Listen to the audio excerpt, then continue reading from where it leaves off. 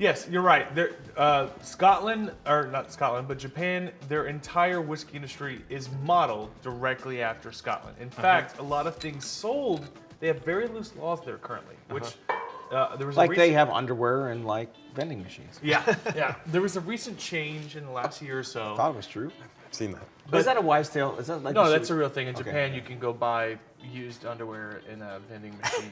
Or so you've heard. Yeah, we have a third business, but let's not talk about that right now. So I'm wearing them now.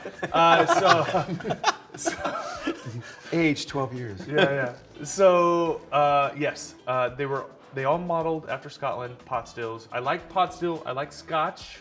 I don't like pot still bourbon. I like column. bourbon.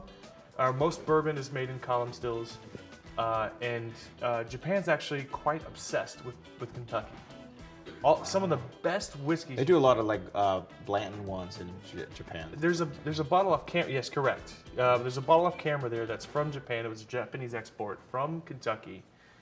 Because before we had a bourbon boom here in the U.S., it was already happening in Japan. The coffee malt and there's another one, coffee grain. Yep, absolutely. The coffee grain's 95% corn whiskey, column still. I think the coffee malt is mostly barley. Malta barley, yep. Yeah, correct. it's absolutely tremendous. You're absolutely right. There's a lot of hype behind Japanese bourbon right now that is very expensive and is ultimately Scotch. Like for instance, Nika from the Barrel is actually.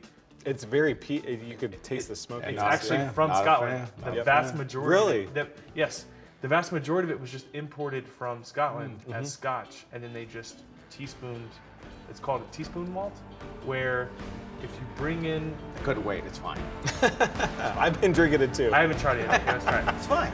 Okay, here we go. We're gonna try it Handsome as simultaneously. he. Okay, cheers, boys. I think it fucks. Yeah.